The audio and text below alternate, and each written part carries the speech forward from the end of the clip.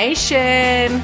You're now listening to the most opinionated, the most exciting, the most son of a Schmidt. You guys actually do something useful here, right? Like, is anything you do even beneficial to someone? Whatever. Now to the show that literally has tens, that's right, tens of followers. The show that brings the Ozone Radio Network to levels of mediocrity that only Michigan fans would know. This is the Sons of Schmidt, starring Mike Meals and Brandon Zimmerman on the Ozone Radio Network.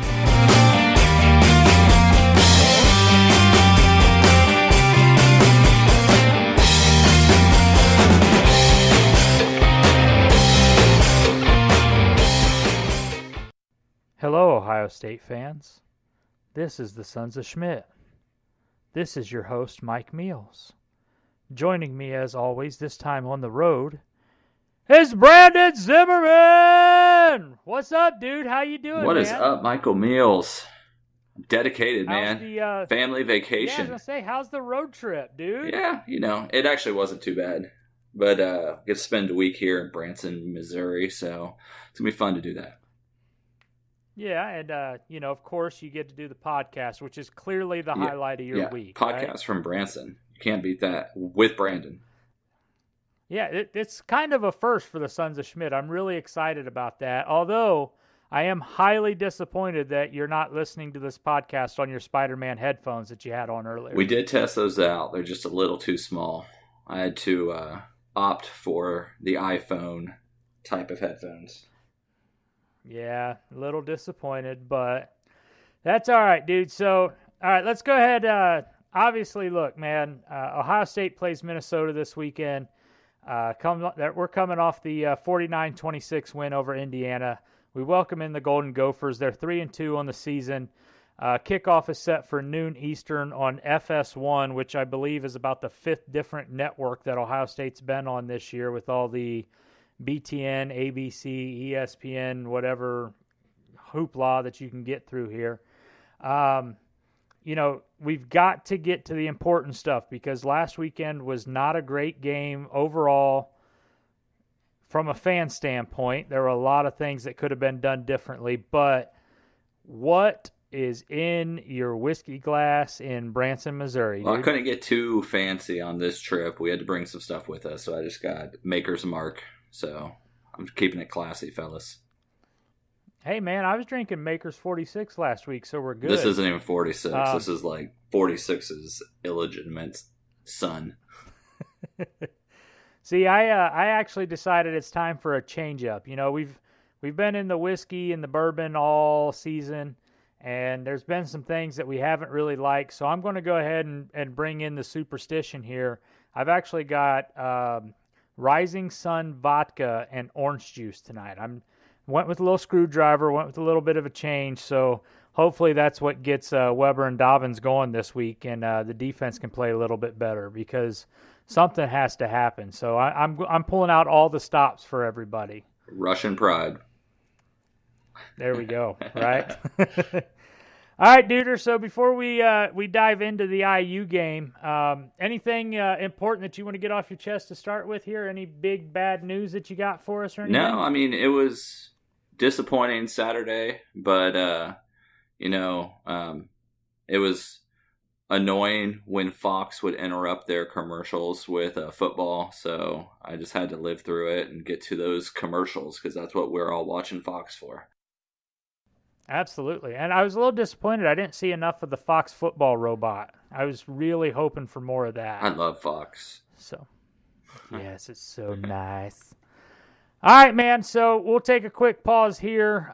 When we come back, we'll dive into IU, and we'll go from there, and we'll try to wrap this one up a little quicker because we know Ben has important things to do. So, Mr. Van Oyen, we're going to try to keep this one under 4 hours for you. So we'll be right back.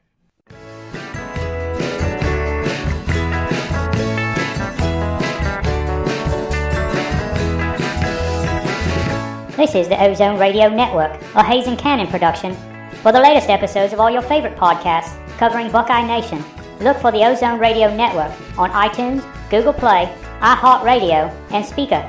You can also find the latest episodes by clicking on the Hayes and Cannon tab at theozone.net. Once again, here are the Sons of Schmidt.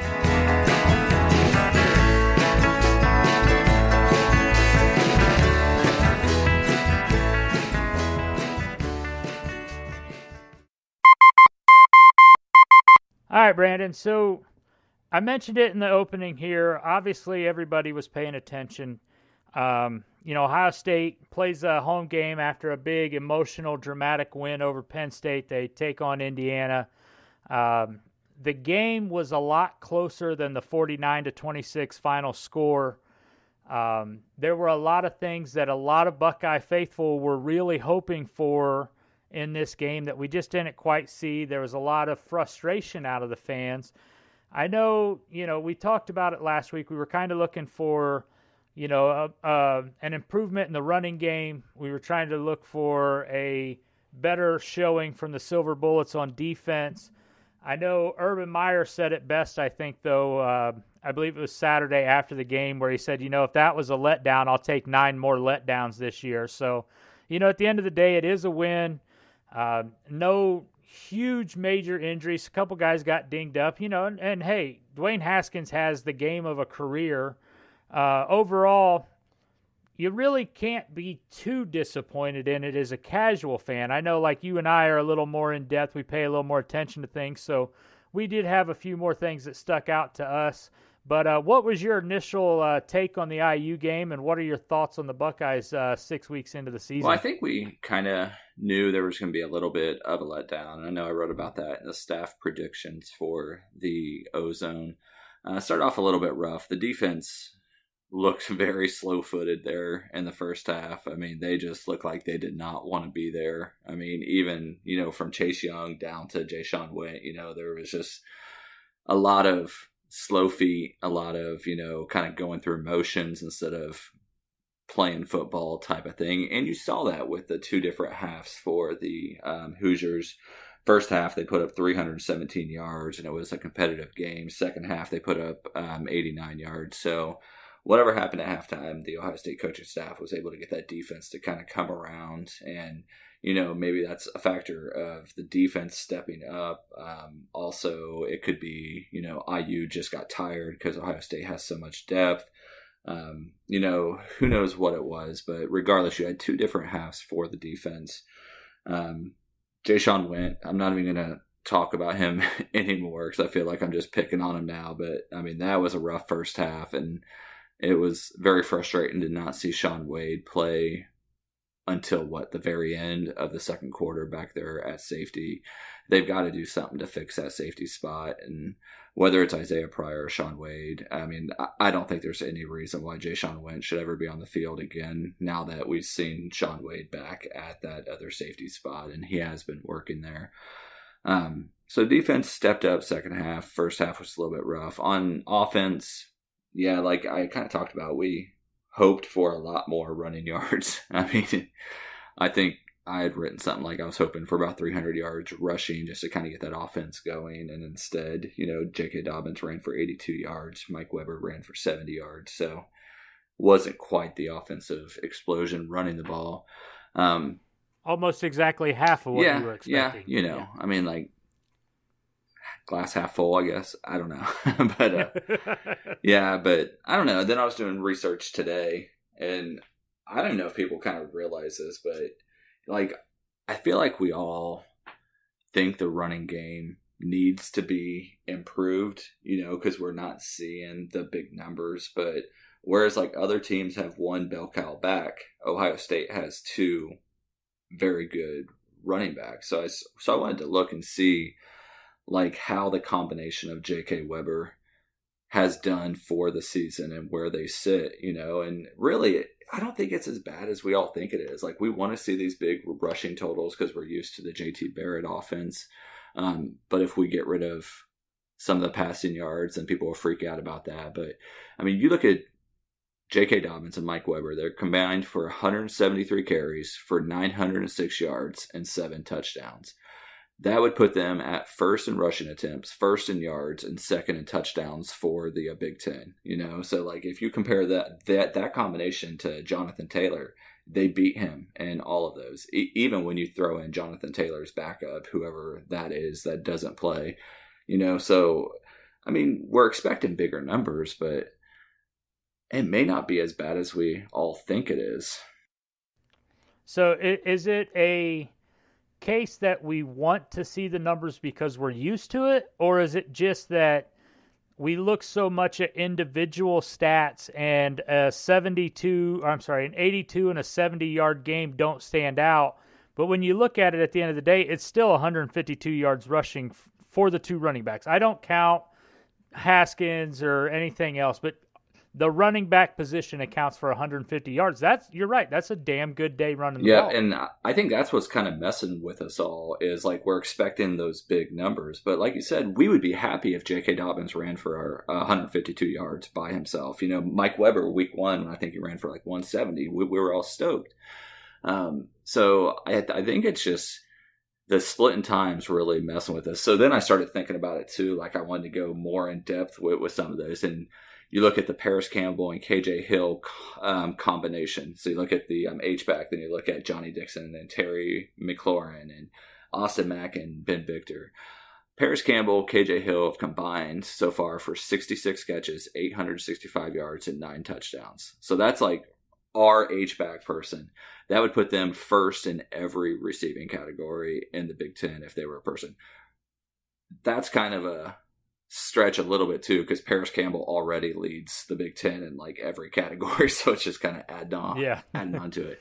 You look at Johnny Dixon, Terry McLaurin combined for 28 catches, 395 yards, and 9 touchdowns. That would put them 6 in receptions, 6 in receiving yards, and tied for first in touchdowns with Paris Campbell and KJ Hill. That position. The other position, Austin Mack and Ben Victor, combined for 32 catches, 448 yards, and 4 touchdowns. So they would be 4th in the Big Ten in receptions and 4th in the Big Ten in receiving yards and 7th in touchdowns. So I think Ohio State having so much depth kind of messes with us, so we don't look quite as good as they are. But if you look at the positional breakdowns and where they rank within the Big Ten, I think this is definitely, a pretty balanced offense because it's just impossible to, run for 300 yards when you're throwing for 400 yards. Like you just don't have enough touches. And usually by the time, like if you're putting up those numbers, by the time you're later in the game, you've shut down one of those, and the backups are in and stuff. So I don't know. Maybe it's not as bad. I know I talked about it last week too, about how I wish the running game would get going, but maybe it's not as bad as we thought it was. So now the question though that I'd have to ask you on that is, with that in mind, I mean, I understand that J.K. Weber would be leading the Big Ten, but on the eye test alone, how does it compare for you when you watch them run the ball, when you watch the offensive line run block? Does that concern you, or is that something you think that maybe the stat in-depth, breakdown of splitting time, I guess you'd call it, would be what's starting to get there? Or do you think that on the eye test alone, when you put those two together, that it's still okay? Or do you still think there's room for some improvement? Well, I mean, I think definitely with eye test, it does not pass the test, and that's why all of us are questioning it, even though the stats kind of point to they're a dominant run game team, But I think, it's just, I think last year we were used to seeing J.K. Dobbins run freely a lot more, and I know there's been a lot of talk over the past couple of days about how teams are just stacking the box, and that's preventing them from getting some of those long gains. So I think there's definitely been times I've been a lot more impressed with like J.K. Dobbins and Mike Weber really than I was last year, purely because they are dodging so many people and they're getting so much pressure right away. Whereas last year they were just able to kind of run free. But I still would love to see the run game just kind of open up. I just want it easy, Mike. I just want everything easy. Yeah. No, I understand that. And it's been said before. I mean, we've talked about it, and you notice it when you watch. I'm curious if part of this has not been from the stubbornness and unwillingness to go away from running like the read option, instead just give the ball to the running back and let him go. You look at other offenses, and when you see a running back that can take off, a quick pitch, or a Dave or something like that, right? Your running back tends to succeed because it's not that whole mesh point and then the delay and you're waiting to see what's going to happen, because nobody's biting on Haskins running the ball. It's just not happening. At some point, I'm sure they're setting it up against Michigan State. He's going to run a little fake bootleg out the back end and break something because they're going to crash 9 guys down on the running back. But, at some point you want to see just here's the snap, here's the handoff, go kind of thing. And I think that's more what it is. I mean, when you look at the running game, it's not like you have you don't have all 7 guys on defense in the backfield right away. You have the guys that are getting in that are there by design in a read option play. Your defensive end or your tackle, whoever they're reading off of, is the guy that gets in. And yes, he's going to go straight to the running back. But, sometimes I wonder if that's not a little bit of stubbornness just with Urban Meyer being so complacent in what it is that he's done for success for so long that's why we don't see those. But, that's what frustrates you. Then the other question I have for you, we've seen this before with Ohio State. We know really since Zach Bourne was in Columbus, we haven't really had a fullback. And that's fine. I mean, the fullback is a dying position, it's not there anymore. But my question is at what point do you think, if we're never going to see both of the 2 running backs in the backfield together, at what point do you start seeing like one of the tight ends, being more of a lead blocker on a regular running play instead of a, kind of lining up, doing a little bit of a motion and then attacking an edge or something? Is that something that we might see? I really don't think so, because that would involve, for the most part, Dwayne Haskins being up under center, and apparently Ohio State's never seen that before in their lives. We do see Rashad Berry, I think, quite a bit line up in the backfield. Like, you'll see him kind of go in motion, and he kind of turns into that modified fullback type of thing. I don't think we'll ever see fullback. That's just not what Ohio State does, and if they would, it would have to be, a very short yardage type of situation. I still don't think they are going to do it. So I think at most you'll see Luke Farrell, Rashad Berry motion into the backfield like they've been doing, and then just kind of be the lead blocker from there. Because really all they got to do is just seal that edge so that you can get outside and let the wide receivers do the real blocking. They don't really need that fullback there to do that. So I don't think so.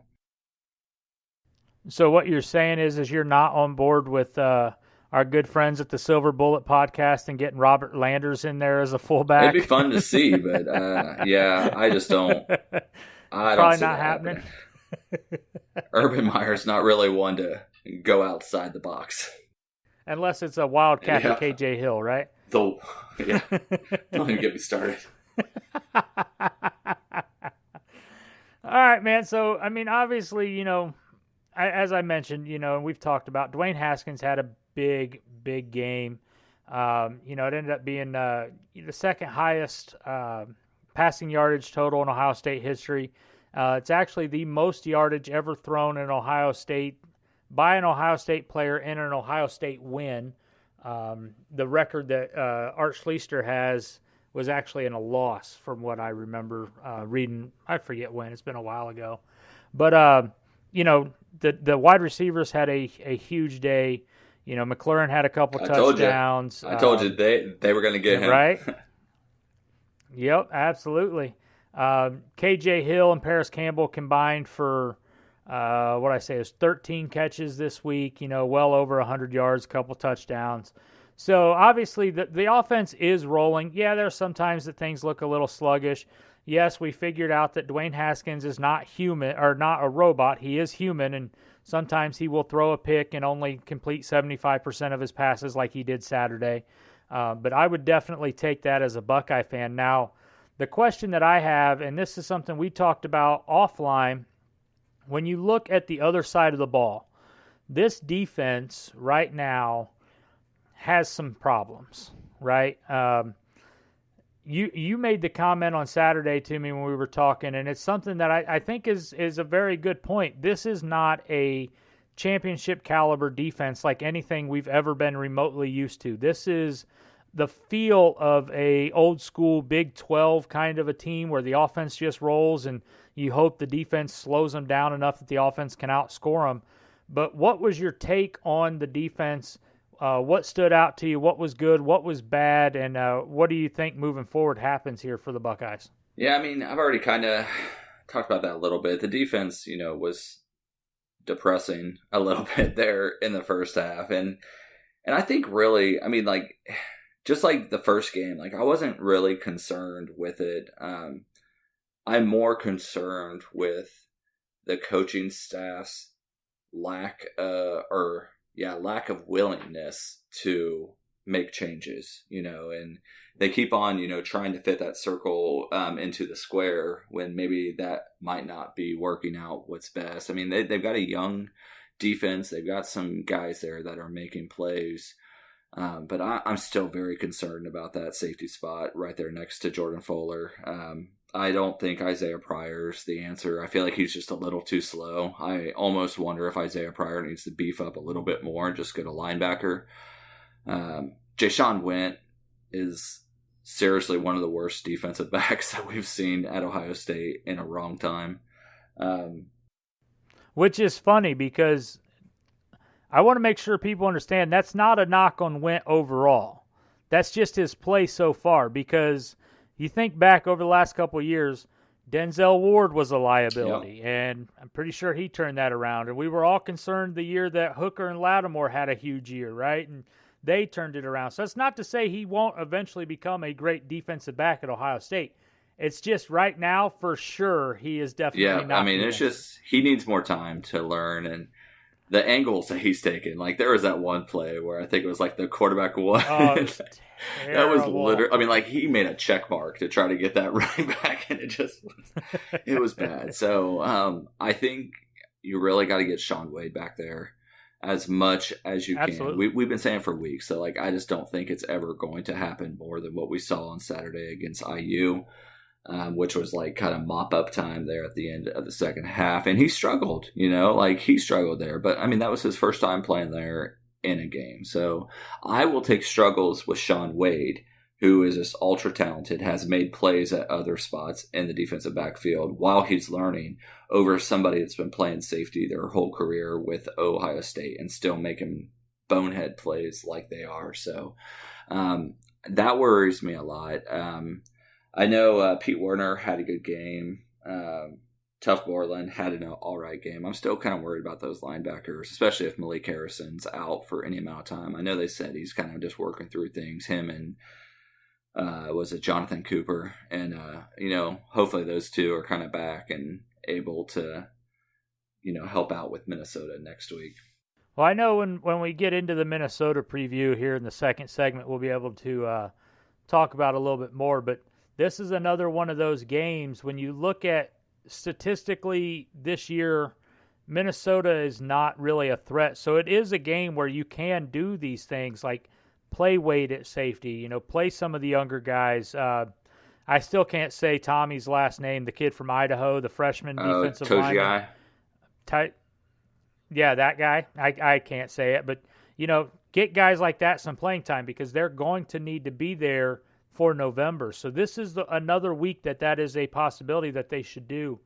I know I mentioned it in my my article on Monday that there needs to be something that changes, obviously, with the defense. I don't know that Ohio State will ever go to a zone defense. And I know Urban Meyer's come out and kind of said that's not the way they do things, and they're not going to do it, really. I don't know if he was quite that direct, but in your mind, what does Ohio State have to do with the back seven to slow this down when you get into the Michigan games? What can they do? I mean, do we move Browning back out on the field? Do we go to a 4-2-5? I mean, what would be your suggestion, defensive coordinator Brandon Zimmerman? I think as a whole, I think the defense needs to just be a little more aggressive. I feel like it's, there's times where Ohio State definitely ramps it up and they're blitzing and stuff. I think with the amount of speed and the amount of depth they have, you really just, and with Nick Bosa being out, that's the biggest caveat there, is I feel like Ohio State just needs to blitz the crap out of teams and not let the quarterbacks have any time to really think, and not let the DBs have time. It seems like any deep pass, like they're on their players like right away, but pass interference, whether it's called for or not, is being called. So I think they really need to limit teams' abilities to throw the ball deep, because Ohio State's just been killed with penalties all year. And I think that I would almost have the DBs, play press quite a bit more. It seems like, especially last week against Indiana in the first half, I mean, every DB was playing 10 yards off the ball, and then IU would just do a quick throw, or, it just, I don't know. Chase Young can't do it all himself. Draymond Jones is battling a gimpy ankle. The linebackers have been struggling. So, I mean, at this point, I just set the front seven loose and just, let them try to annihilate the quarterback, and then, take away the time that the DBs have to really mess up. Well, I'm going to be honest with you. That was a loaded question.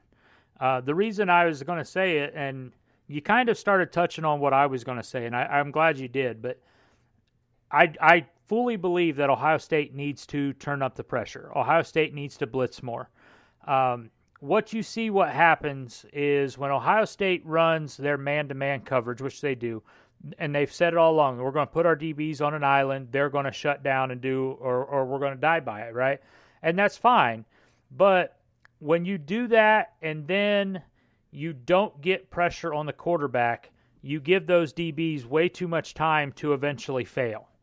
If you've had 5 or 6 guys at all times rushing the quarterback, your man coverage is very effective at that point, because at the beginning of the route, they're on their guys. When the guy takes off on a fly route, they're on their guys. If he's running a 10-yard out, they're on them.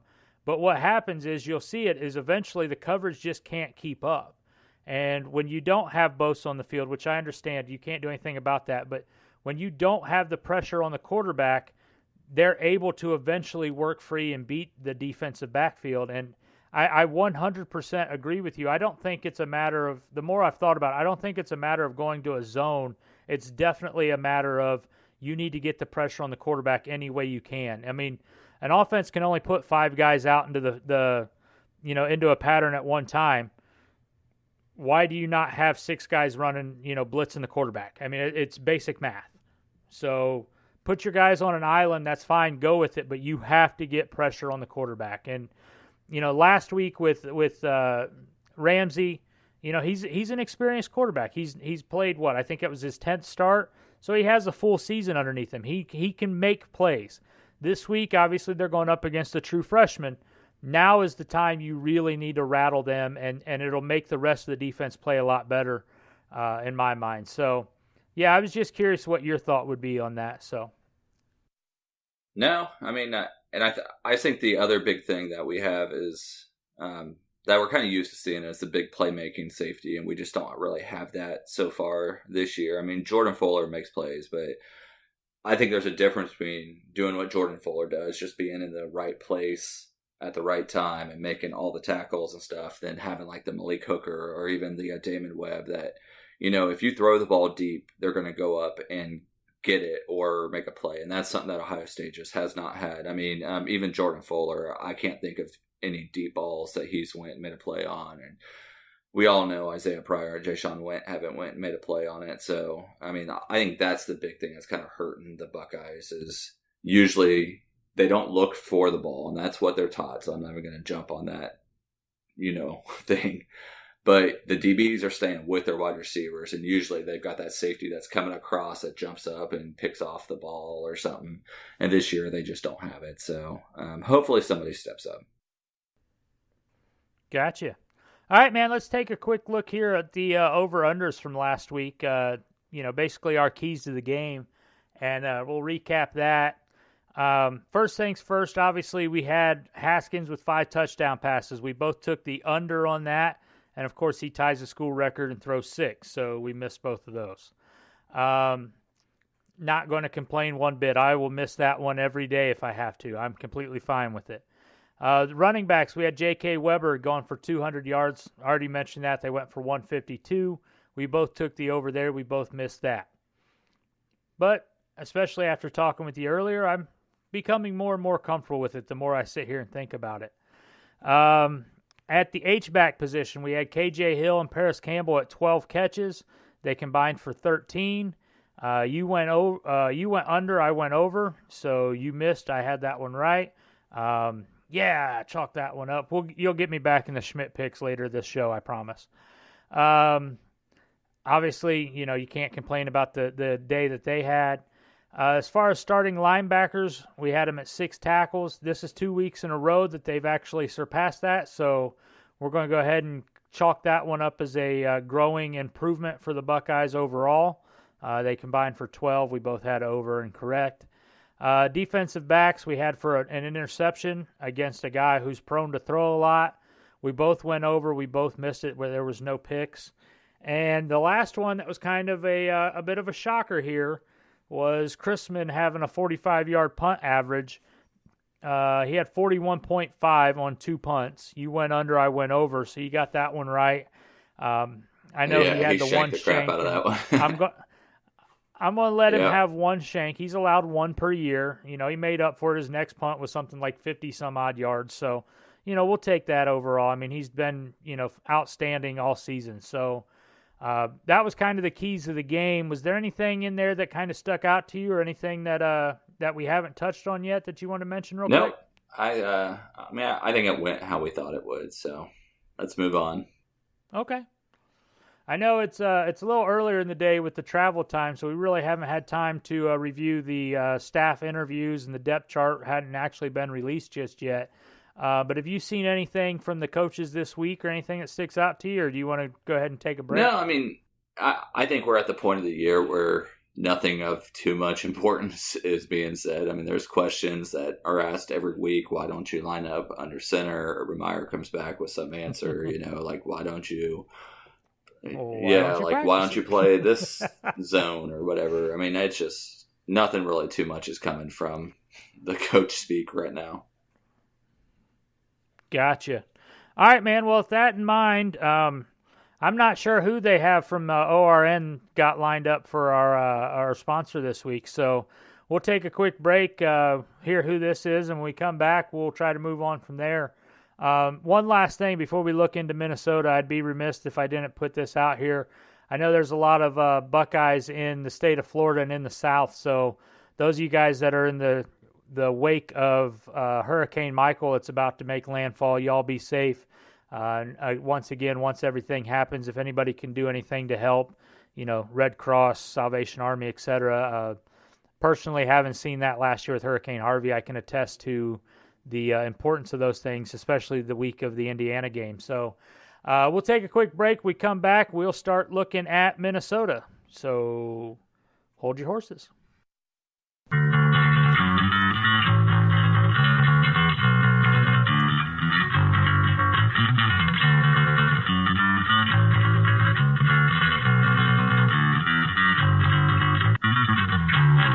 You wake up from a dream. You have rowed your boat to a whole new world and have no idea where you are at. You stumble out of your stupor and are confronted with the reality you are now in a real conference with real players. Panic begins to set in. You rush over to your medicine cabinet and start scrambling through bottles and bottles of those dang Jesse Spano branded caffeine pills looking for the correct bottle. That's when you see it, shining like a neon sign over a strip club. It's your bottle of Flex Yeast Infection Cream. Flex Yeast Infection Cream is here to keep the worries out of your schedule by gently placing you into the much softer side of reality. By preventing a nasty yeast infection, you and your team are able to miss out on many of the big problems that are seemingly right around the corner. Flex Yeast Infection Cream will prevent that dreaded poisonous nut syndrome, which will be affecting everyone in your area soon.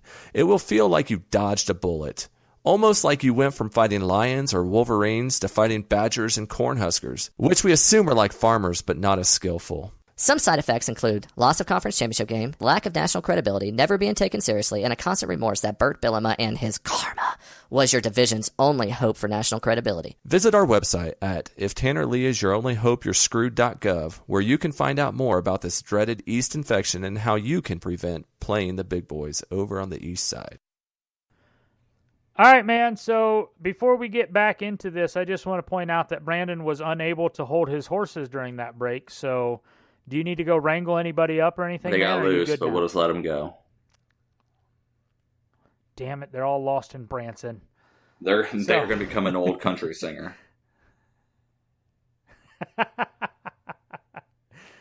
All right, man.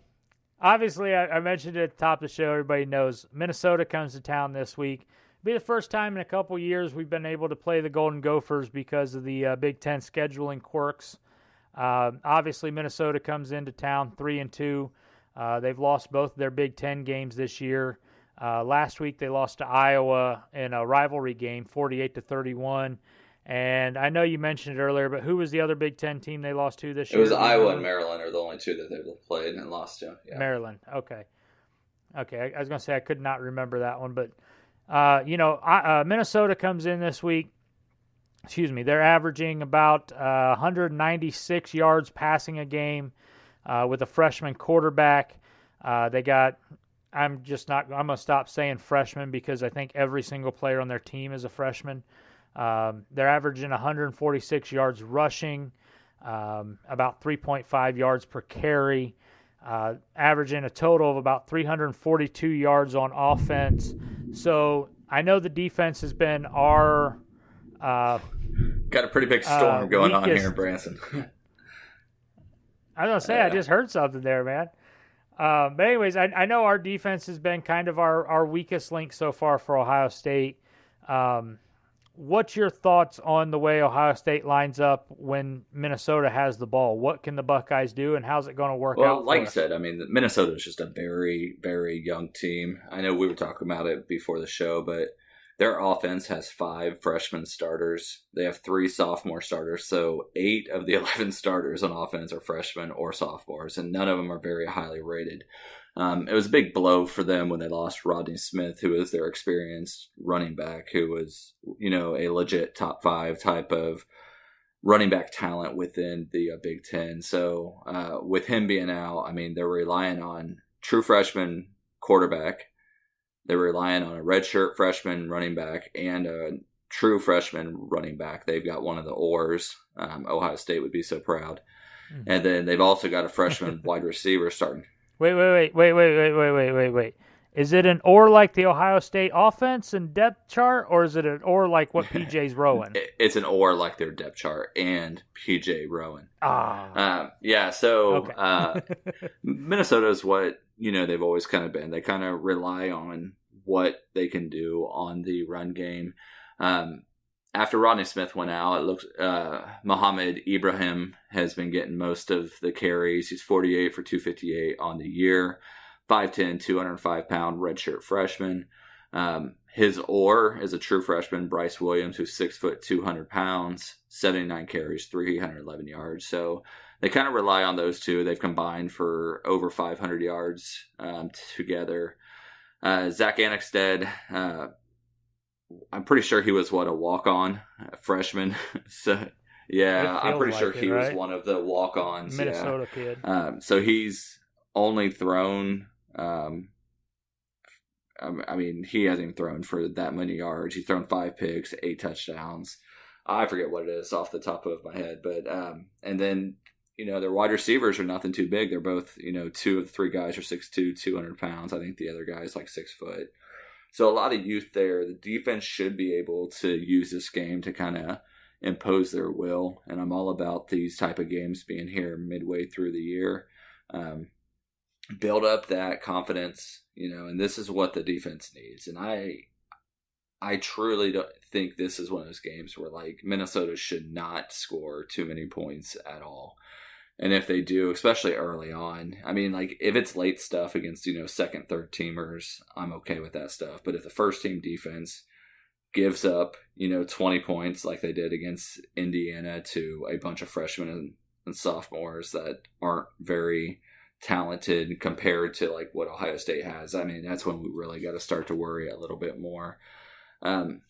So defense should be able to do what they do. Same thing with the offense. The defense for Minnesota is nothing too great. They do got Carter Coughlin, who, if some of you guys may remember, was a pretty highly talented high school player. I think he was a high 4-star, top 100 player in the nation. Ohio State was trying to get him pretty hard. He chose to stay home and go to Minnesota. So he's a junior now, 15 tackles, 6.5 tackles for loss, 5 sacks, and a forced fumble. So he's like their really only playmaker out there at defensive end. Very young defensive backfield for Minnesota. They've got 2 freshmen and a sophomore starting back there. So 3 of their 4 guys are freshmen or sophomores.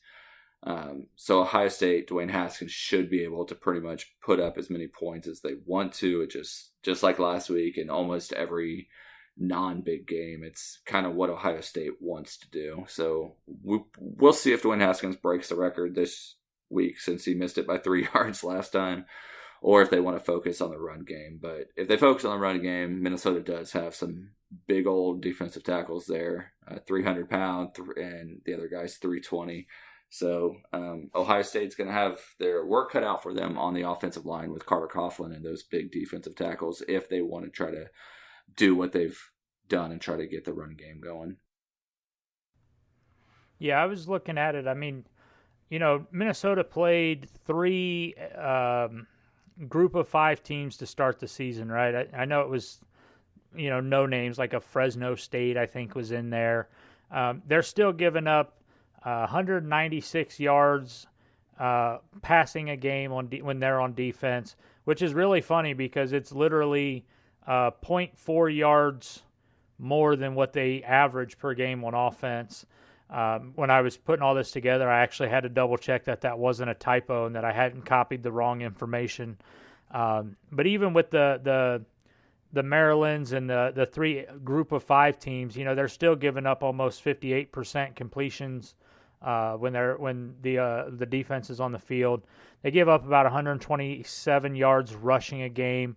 They're averaging 4.2 yards per carry from the opposing offense. So, that's actually right in line about where Ohio State's been the last couple of weeks when we run the ball. So I could see Ohio State just imposing their will, not just because of the talent level or the depth, but, it just falls in line with what Minnesota gives up. And then you take into account that Ohio State is better than any team they faced. So, yeah, I could see anything that Ohio State wants to do, eventually they're going to be able to do. There's really nobody on the Minnesota roster that truthfully frightens me as a player, as a fan. There's nobody that I'm looking at it, like the kid from TCU or McSorley at Penn State, like the true game changers that we really have to be concerned with. They just don't have that talent yet. And I'll give PJ Fleck the credit. I mean, they're slowly starting to try to rebuild. Obviously he's got a big youth infusement there, and he's trying to get as many people into the program as he can, the talent that he can. Obviously, there's an issue with. Sorry, I'm watching the news, and there's the cop from Dallas that's wearing a dress because he lost the Dallas-Houston bet. Sorry. Side note. But, there's just not anyone there that's got me concerned. And to be honest with you, I've said it before. We've said it a couple different times this year. But this is the game where you can relax and rest the guys that need to. I know Mike Weber's not going to want to miss time. I know if he's healthy, Draymond Jones is not going to want to miss time. Jonathan Cooper's not going to want to miss time. But if it's not a matter of them not playing, is this the game where we revert back like we did early in the season where you shut guys down early instead of keeping them out of the game? Yeah, I don't know. It's rough to do that in conference because as bad as Minnesota is, and we can look at them and see,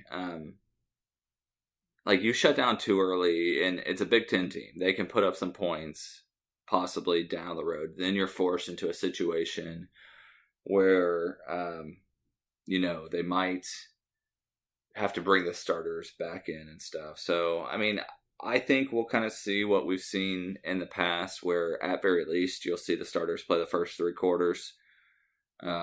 Maybe at some point towards the end of the third quarter, they get pulled if it's up by a big enough point. But I just don't think you can rest too much yet. I mean, they've got, 2 weeks until their bye, so they can just kind of ride it out a little bit. Next week is, Purdue. So, you got to at least be proficient going into them, because the Boilermakers are going to make you work. I mean, this is like a tune-up game, yes, but you've got to get some things fixed, and they've got to fix whatever needs to be fixed on the run game. And, they've got to use Minnesota for that. So, well, on that note, though, and this is the reason I'm asking this question, because I've heard this asked of a couple different times. Has Ohio State had an error this year by shutting guys down so early? And the only time that Ohio State's really played a full game is TCU and Penn State. So these guys are really, they're used to only playing 2 quarters or maybe 2.5. And is that why you saw the sluggishness against Indiana? Because these guys had to play the whole game and it was so intense against Penn State. Is this a game where maybe you keep guys playing longer then so that you don't have that, or do you think we still shut down? That's kind of where I was going with it. Sorry, I think the one spot where I definitely think they need a little more playing time to get the cohesiveness is the offensive line. I'm okay with what they do at wide receiver. I mean, they've got, 8 dudes that rotate throughout the game. Even when they put in the backups, it's kind of the same until the very end. You'll see the Jalen Harrises and stuff. But even when the backups come in, you're still seeing the rotation of the same wide receivers without maybe a Paris Campbell type of thing. So I think offensive line definitely needs to get some more playing time in there. And I think they need to get that fixed there. And I know we've been seeing a lot of stuff the past couple of days and people have been talking about it, but I think Brandon Bowen coming back may help that out quite a bit. And I would not be shocked if he jumps into the starting lineup as soon as he is fully healthy, whether it be for Malcolm Pridgeon or Demetrius Knox, So I think Brandon Bowen's going to play a big role in how things shake out as soon as he gets back. But you got to get that offensive line some work. Defensive line, I'm okay with the amount of time that they're playing. I kind of like seeing the young guys get as much work as possible, because you just never know when people are going to go down. I mean, Nick Bosa's already down. Draymond Jones is battling some stuff. Jonathan Cooper went down last week. So we need to get Tyreek Smith and Tyler Friday and Tommy Togiai and all those guys some action early on in games. So I'm okay with that. Linebackers, yeah. I think they're like the offensive line, where they just need as many reps as possible playing together to get things fixed. And defensive backs, they're kind of a weird thing, because I'm fine with the cornerbacks. They give up some plays here and there, but if you look at Okudah and Damon Arnett and all those guys out there, I'm fine with where they're at. The safeties need to kind of work together some more, but then it's hard because you can't leave Jordan Fuller in there too long, because he's one of the linchpins back there. So ideally, you play 4 quarters and you have Jordan Fuller back there with whoever's playing safety with him, so they can learn to read off of each other, and Jordan Fuller can kind of teach them what to do. But then it just doesn't make sense to play Fuller for 4 quarters. So I don't know. I think outside of offensive line and linebacker, I'm okay with pulling people early. But I don't know. It's a tough game, because the one time you leave someone into the 4th quarter, that's when Michael Jordan goes down or something. So, and then that would be bad. Yeah. So before we get into the over-under this week, just real quick, have you heard any update on Brian Snead? I saw Urban talked about him a little bit today, and he's just said there was no update. He's just battling disciplinary problems, so not sure what's going on with it. And I'm wondering if they won't just shut him down. Yeah, at this point, you would think. Based on the amount of time he's been out, Yeah. So, all All right, man. So let's take a look at our keys to the game here, and we'll try to get some over/under on it. Obviously, we're going to start at the quarterback position again. Does Dwayne Haskins have 5 touchdown passes? Over/under? I will go over. Well, every single time that I've went under, he seems to want to really blow my head off. So I'm going to go over also. It just seems to be a safe bet at this time because, like we were talking about, Minnesota is going to give up whatever it is that Ohio State wants to do. And if they really want to push Haskins, they absolutely will. So overall rushing. Now, this is running backs only because I'm not going to take into account any sacks or anything like that. Running backs, and I guess technically you'd consider the H-back is sometimes a running back. Overall rushing out of those positions, 200 yards, over/under? I will go over. Over. I'm actually going to go under. And it's not that I don't think the guys can't do it. I think that one of the things that is as stubborn as the Ohio State coaching staff seems to be on things, I think they're starting to actually transition to Ohio State being a pass-first offense. So, out at the wide receiver spot, I'm going to give you a bit of a wild card here. Does any wide receiver score 3 touchdowns on Saturday? Man, I think the smart move would just say under on that one, but I don't know. I mean, like, you can never count out Paris Campbell to bust out 3 touchdowns or something. So, but Dwayne Haskins is so good about spreading it out. The smart move, I think, is to go under. Yeah, I think it's going to be, obviously the 5 touchdown passes will be there, but I'm going to under also. Moving back to one we've used a little bit in the past, defensive line. Do we have 3 or more sacks? Just the defensive line? Just defensive line. Now, that includes defensive ends. I'll go over. Yeah, I think that's a safe bet. I see Minnesota having to throw the ball a lot, which is going to present a lot of opportunities.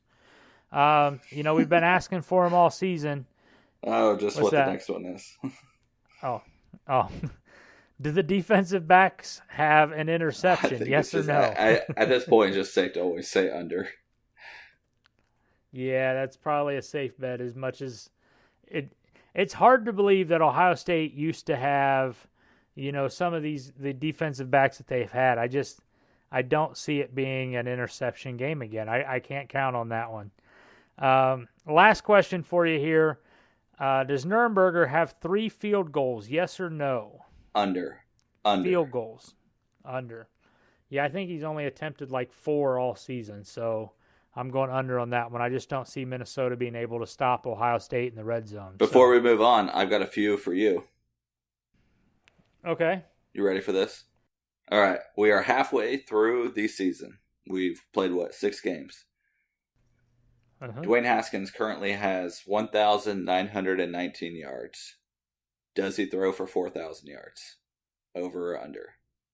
I got to go under. Yeah, I think under is a safe bet. I mean, I could legitimately see him, shattering the school record. I could see it being like a 3850, 3,900, but I just don't know that I can say a full 4,000. He currently has 25 touchdowns. Does he throw for 50 touchdowns?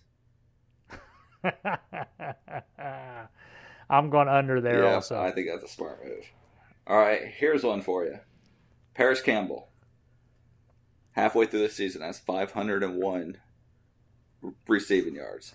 He has 1,000 receiving yards, if that's what you're going to ask me. Does he reach 1,000? Yes, over. Yes? Over. Okay. Because he'll get some of those like pop passes like he had at the end of the IU game that he'll take for 30 yards, and those all count as passing yards. All right. J.K. Weber, as we talked about, currently sitting at 906 yards. Do they make it to 2,000 combined yards? No. I don't think so either. Nope. Those are the ones that I got for you. No. All right. So the last tidbit I have for you on Minnesota before we go to take a break and come back for Son of a Schmidt. I mentioned last week that Tom Allen was coaching in his 31st game at Indiana as a defensive coordinator and or coach. Urban Meyer has lost 31 games in his career as a coach, as a head coach. How many losses does PJ Fleck have for his career as a coach? How many did Urban Meyer have? 31. 31. Hey, you're starting to pick up on how these questions work, right? Yep. I just thought that was an interesting little tidbit for you. Something tells me, spoiler alert, something tells me you may see that mentioned in this week's Big Ten Things to Know. So just There we heads go. up. All right, brother, is there any last thing from Minnesota, or are you ready to wrap it up and hit your son of a Schmidt? Yep, I'm ready to wrap it. Rant this one out. All right, man, we'll take a quick break. We come back. I'm going to get your son of a Schmidt, and we'll go from there. Ladies and gentlemen, it is now time for your favorite weekly segment. Son of a Schmidt. Son of a Schmidt. Son of a Schmidt. Son of a Schmidt. Son of a Schmidt. Son of a Schmidt. All right, Brandon, it is time. I know you've been working on this one for at least the last 30 seconds since we took our break. Man. So, as we mentioned earlier, for those of you 4 listeners that are out there, hi, Ben. Hi, Joe. Obviously, Brandon's in Missouri right now, so it's been a little bit of an awkward recording time. So, time's been a little tied up and whatnot. So, I know you haven't had much of a chance to sit down and think about your son of a Schmidt this week, but what is on your mind? This is rough because I didn't get to really watch too much football on Saturday. We were traveling all day Saturday. So, I don't know, like, was there any big stuff that happened that I could rant about? I don't even know, man. My rant is going to be on podcasters who are unprepared. You've already done that one this year. Dang it. Yeah, so let's talk about humidity. I hate this humidity out here in Branson. Is it humid in Missouri? It's a little bit. I mean, for us it is. Like, we have no humidity where we're at. Here it's like 77% or something when we got in. So, let's rant about clammy skin. I hate it. I really hope we don't move someplace that has humidity. And son of a Schmidt, it's your turn. All right. So my son of a Schmidt this week is on weak son of a Schmidts from Brandon. But when I do bring them, they're really good. There you go. There you go. Absolutely. Excuse me. No, actually, here's the son of a Schmidt I have this week. It's one that I know I've talked about in the past, and I try not to let it get to me, but you know it just does. And I cannot stand, and look, we're guilty of some of this too, but I cannot stand the people who go out and put out their polls and their power rankings and list their teams of you know where they should be, whether they're an AP voter or whatever, that clearly are not paying attention or clearly have a bias against what's going on. You know, I saw some stuff this week after Saturday. There was one guy who I saw, somebody had tweeted this into my timeline. The guy writes for some preview magazine early in the season. It's not Phil Steele. I don't remember what it is that it's called. I can't think of it off the top of my head. But anyways, you know, this guy, he had Ohio State 1 and Alabama 2. I'm not going to fault you for that. I don't think this guy's a Buckeyes fan. I still think Alabama's better than Ohio State is right now because I watch Ohio State so much and I only see parts of Alabama. But, okay, I can handle that. Where, like, this particular instance stood out in my mind is this guy happened to still, after Saturday's games, had LSU ranked in the top 7, had Florida ranked at like 12, and Kentucky ranked at like 20. Now, I'm not a genius, but I do follow enough college football to say Florida beat LSU and Kentucky beat Florida. So head to head, that doesn't line up. So I'm dumbfounded when people do this. Like they literally just play the popular name game, and then you turn around and see, guys that are actual voters for things like the AP poll, and as bad as the Ohio State defense has played at times this season, Ohio State still is a team that's went on the road and knocked off 2 top 15 teams, including a top 10 team. They have the most prolific offense in Ohio State history, and yet you see AP voters that have Ohio State ranked 5th or 6th. And I don't get it, because it's clearly at some point it's no longer you're paying attention. It is just the bias coming into what you're doing, that you're an SEC fan or you're a Pac-12 fan or whatever. And it irritates me, and I know that has no true bearing on the college football playoff rankings. But if you don't think that being ranked higher in a poll doesn't at least come into play when you're a fringe playoff team, then you're smoking something that's illegal. I mean, there's just no other way to describe it, because even though they're going to rank supposedly on what is actually on the field, they're going to look more at a number 4 or 5 team than they are at a team that's ranked 12th that has the same record. So, I just don't get it. This is such a fantastic game to watch as fans and as people that follow it. You literally can spend the entire Saturday watching nothing but college football. You can wake up, watch the pregame, and then watch 8 games at a time until you pass out on the couch with your hand down your pants because you've been so excited, and you never have to stop watching football. And the fact that you can't spend a little bit of time watching even some recaps and whatnot, it's frustrating to no end, because I'm really curious as to what in the hell you're paying attention to. So, you guys, let's use some, just use some common sense here. That's all I'm asking. So, son of a Schmidt, I'm tired of you guys, so that's all I got. Polls are worthless. I hate them. They really are, especially when you run into them. So, but not when you're dancing on them. Yeah, if you're dancing on them, you're cool. Like if you hit up Hoosier Daddies, right? Yep, that's where I met Mike. So, all right, brother, when we come back real quick, we're going to pause for station identification. When we come back, we'll cover our Schmidt picks, get the final score prediction from you for the Ohio State-Minnesota game, and we'll send this one out. So take just a second. You are listening to the Sons of Schmidt podcast on the Ozone Radio Network, presented by Hayes and Cannon. The ORN is the online radio home of the Buckeyes Sloopcast, the Silver Bullets podcast, Across the Field, and of course, the Sons of Schmidt, with new episodes broadcast every day of the week. For more information, go to www.theozone.net. And now, back to the show. Brandon, I got to admit, I'm a little disappointed in your performance last week. You went perfect the week before, and then last week you really butchered that one up. So I'm a little saddened. Last week you had Michigan, Oklahoma, Florida, Notre Dame, Kentucky, Arizona State, and Ohio State winning. Obviously, Michigan, Florida, Notre Dame, and Ohio State all won. Takes your record this year to 22-9. Myself, who's clearly the worst at this in the world, I had Michigan, Oklahoma, LSU, Notre Dame, Texas A&M, Arizona State, and Ohio State.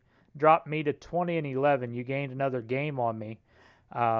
First of all, I cannot believe Texas won that game over Oklahoma. That still blew my mind. The way that they did. The way they did, exactly. You had me convinced that Sparky was going to do something, and then they didn't, so I'm blaming that one on you. I am blaming it on the Colorado player that came off of the sidelines and took out the best wide receiver in college football. But yeah, that was some crap. If you haven't seen that video, go find it on Twitter, because it is insane. And that actually should have been my son of a Schmidt, because even if they're saying he was pushed out of bounds and blocked out of bounds, you can't run behind everyone else and then come back onto the field 30 yards downfield. That's some bullcrap. If only you had a chance to complain about that I know. The last segment. Son of a Schmidt.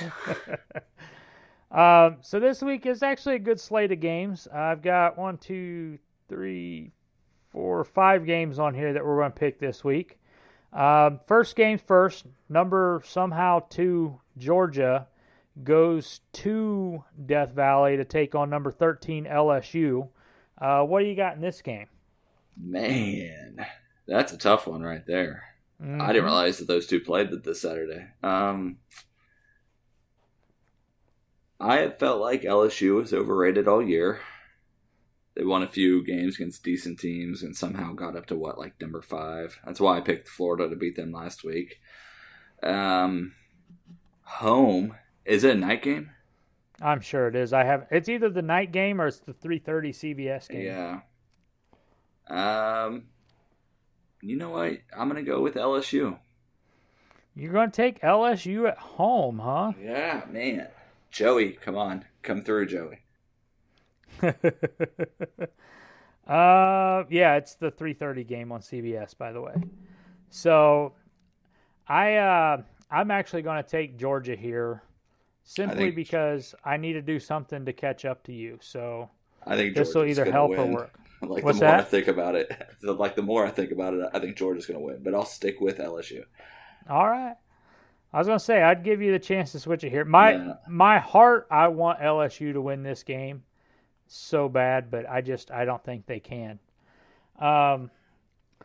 You have number 7 Washington traveling to number 17 Oregon State. What do you got here? Oregon, not Oregon State. Did I say Oregon State? I'm sorry. Yeah, number 17 Oregon. Man, Washington's been playing like butt lately. Yeah, I'm going to go ahead and tell you, I'm taking Oregon in this game because I do not know how Washington's ranked 7th. I don't see it. I watched them last week. I think I'm going to go ahead and go with Oregon too. All right. In a key Big Ten matchup, we have number 12 Wisconsin traveling to Ann Arbor to take on number 15 Michigan. What do you got in that game? I'm going to go with Michigan. This is going to be a good game. I mean, I don't think it's going to be a very high-scoring game, but I think Michigan matches up well with Wisconsin. I think their defense will be able to shut down Jonathan Taylor. And I think Michigan's offense is starting to kind of come around a little bit. Well, as much as we don't ever like to admit it, Michigan's not a bad team. They are playing good football. I mean, yeah, they got punched in the mouth by Notre Dame, but they've been playing good football since then. So I'm taking Michigan at home in this one also. This next game, it has really no importance other than the fact that I wanted to bring this up, and also because it is the classic letdown game anytime you talk to fans of this one team. But we have unranked Baylor traveling to Austin to play somehow ranked number 9 after losing to Maryland this year, the University of Texas. What do you got in Baylor versus Texas? Hold on, I lost track. Is Texas back again, or? I'm not sure. I haven't flipped the coin this week to tell you if they're back. I think that they're back until Saturday. You can never keep track of when Texas is back or not. They're always here, then they're gone. So I'm actually going to go with Texas on this one. I don't think Baylor's very good at all. I mean, they put up points. They've got a good quarterback. They've got Jalen Hurd, who is that Tennessee running back, out there playing a wide receiver and dominating. But I think Texas will win. They've got a good enough defense to stop Baylor, even if the offense gets shut down. If they did not have Orlando coaching the defense, I would be more concerned. But this has all the makings of the classic letdown game. You talk to any Texas fan, and they're all telling you, I'm worried about this one because of this, and we're overrated. Any rational Texas fan, I should say. But, yeah, I just don't see Texas losing this game. No way, no how, riding off the Oklahoma high. And then our final game, as we've been talking about for the whole second half of the show, Minnesota travels to Columbus to take on the Buckeyes. Minnesota obviously is unranked, having lost their only 2 Big Ten games this season so far. Ohio State comes in ranked number 3, 6-0 overall. We've talked about the keys to the game, but I'm assuming you're still going with the Buckeyes. But what's your score prediction here? Yeah, I think Ohio State, as we've talked about, I think they'll be able to do whatever they want to do. I think the defense will have a good game. They'll probably give up a long touchdown at some point, so that's why I'm going to score I am, but I'm going to go with final score of 63-10. 63-10. Well, I mean, obviously, Ohio State is by far the better team. Ohio State's going to do what they want to do, and they're going to win this game. I'm trying to talk myself out of being irrational, which is not possible for a lot of these games.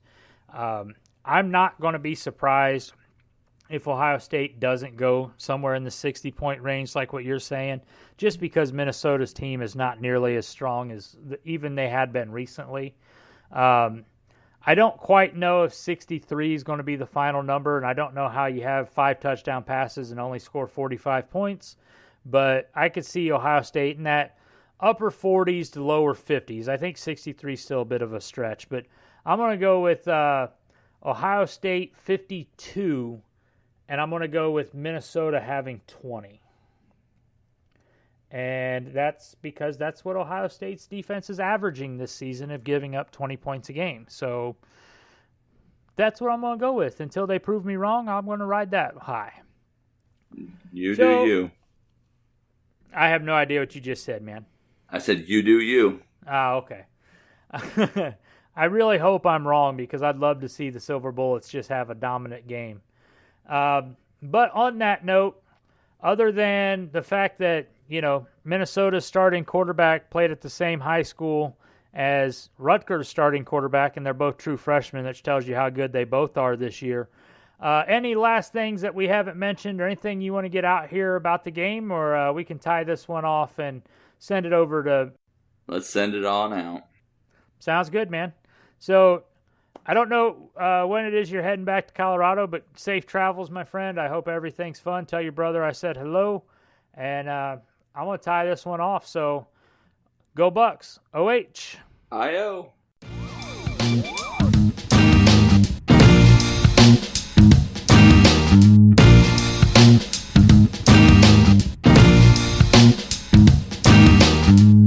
Buckeye Nation, make sure you're getting the latest news and episodes from the Sons of Schmidt podcast.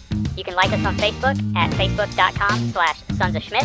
You can follow us on Twitter at Sons of Schmidt, or email the show, sonsofschmidt@gmail.com.